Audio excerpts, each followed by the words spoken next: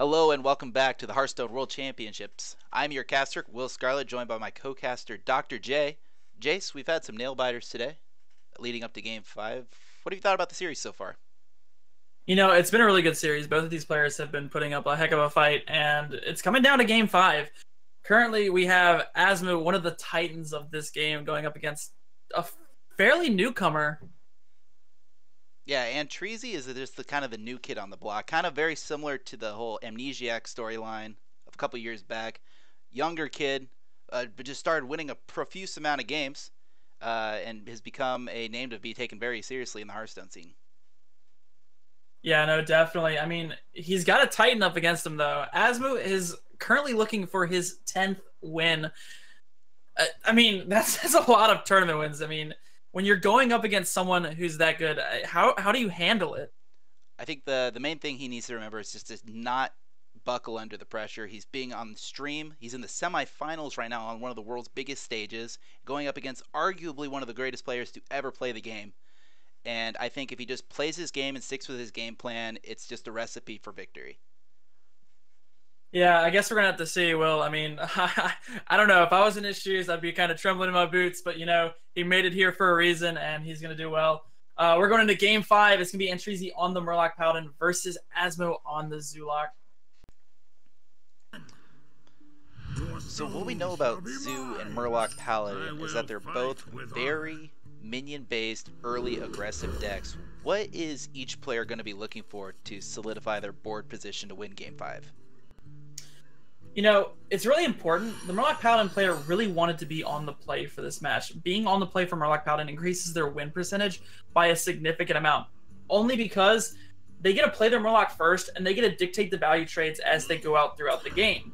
Well, with Zulok and Asmo having this current start here, it's going to be very important to see if he can seize the board early against Entreezy. Yeah, that makes a lot of sense. And what we also see coming out of Azumo to even help with the early board aggression is he's running Demon Fire. And so not only is that going to be able to buff up his early game cards like the Vulgar Homunculus and his Flame Imps, but it's also going to be able to help clear off those pesky Murlocs that have been known to be more sticky than other minion archetypes. Yeah, no, the Murlocs, they definitely stride in packs. It's really hard to get rid of them with cards like Rockpool Hunter, just kind of buffing each other up. That's the whole goal of the deck. They want to make sure they get stick. And Tree's going to be using the coin here just to get the Rallying Blade down. Typically, getting a Rallying Blade down early is pretty good against Zulok. However, it's really going to hurt his curve for the upcoming turns. Yeah, when you see these double call to arms in the opening hands, you really want to sequence your coin in such a way so you get the turn 3 call to arms into the turn 4 call to arms, summoning 6 minions over the course of 2 turns. Unfortunately, just because of how early aggressive this Zoo is, he was forced to disrupt that curve in order to just try to fight back for board. Yeah, and he was really hoping for a good draw off the top. Grimskill Chum is it's okay. It's going to buff the Murloc Tidecaller, but he really needs to make it to that turn 4 so he can get the Called Arms online.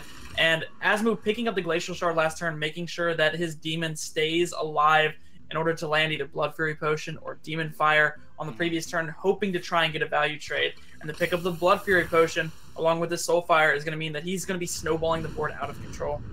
Yeah, so not only is he running Demon Fire to fight back for board and buff his demons, he's also running the Blood Fury Potion. So I think Zumo is kind of all in on the demon strategy, and so far it's working out great for him. Yeah, we see coming out from Entreezy, the Call to Arms, one of the most powerful cards when played on curve. Now, he didn't pick up those Knife Jugglers. Typically, you're looking for the Knife Jugglers along with the Righteous Protectors in this matchup. The Knife Jugglers just kind of snowballing more and more of that board pressure that we were talking about. And with Righteous Protector, it is really awkward for the Zulok to answer. This 5-1 essentially has to go into it, or Spellbreaker has to be committed. Yeah, really unfortunate that his it always feels bad when you're like your big buff minions have to trade into 1/1s when they're low on health, but in this case, Spellbreaker is kind of not necessarily a dead card, but that's about as much value as it was going to get in this kind of matchup. Yeah, typically Spellbreaker is not going to be good. And he gets the Knife Juggler first. These juggles are going to be really important. Oh, whiffing on the juggle for the Voidwalker. The Voidwalker is going to stick around for another turn. It's going to be interesting to see how Entreezy navigates these trades. Does he take the bump? maybe on the back of his mind, he's weighing that Despicable Dreadlord and wants to trade off his 1/1 to make sure that, he's stronger against those particular Zulok plays. Yeah, what's very interesting too is there's a chance that Entrezi wasn't going to do that, because even though the deck lists are open, Despicable Dreadlord wasn't played last turn, and so there's a chance that Entrezi might think he doesn't have it and is not going to play around it, which would be it's always very catastrophic in this matchup. Yeah, no, that is always something on the mind of these players, thinking about what's in their opponent's hand, thinking about what could be played each potential turn. And you see here Asmo going for that board strategy, trying to take as many value trades as possible, even using the Demon Fire to, clean up that Murloc, making Entrezi's Megasaur less and less valuable as the turns go on. Yeah, and here you see the demon package of this zoo kind of come together. He's able to use the Demon Fire to clear off. He's using his 5/4 to buff his other demons, basically getting value trades left and right. And so even though Entrezi has card advantage right now, Azumo is taking a very clear, concise board control right now.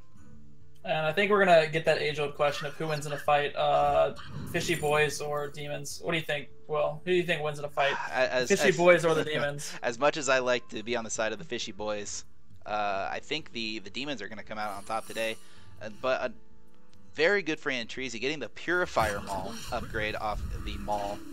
Divine Shield arguably being the best option, and is going to help bounce back on board. Unfortunately, he's going to decides to take the 5, putting his health total to a very critical amount. And so over the course of, 1 or 2 more hits, this game's about to be over. Yeah, no, it's coming down to the wire. That Doomguard just needing 1 more damage off of the top can commit the Despicable Dreadlord. And, Entrezi just maybe even understanding that he was far behind, he took the eye for an eye just to try and get more damage onto Asmo's face when, typically you can't really afford to do that. But oh my goodness, War Leader into Megasaur. What's he gonna get? +3 attack, I believe, is a clear. Yeah, +3 attack or poisonous. Yeah, poisonous is the guaranteed clear, but I think he might want to have the +3 attack for next turn for a 6/3 War Leader to hopefully try to close out this game. Yeah, definitely. He's going to need to close out the game somewhere. Taking poisonous is just kind of prolonging the game plan. I really would like to see the +3 attack here. He needs to push the damage now. He took the eye for an eye for a reason. He had a game plan. He needs to stick to it. Exactly, and I think being at 6 health is actually going to be very critical to this race right now, because he knows that the Zulok, as far as direct damage from hand, only consists of 2 Doom Guards and 1 more additional Soulfire.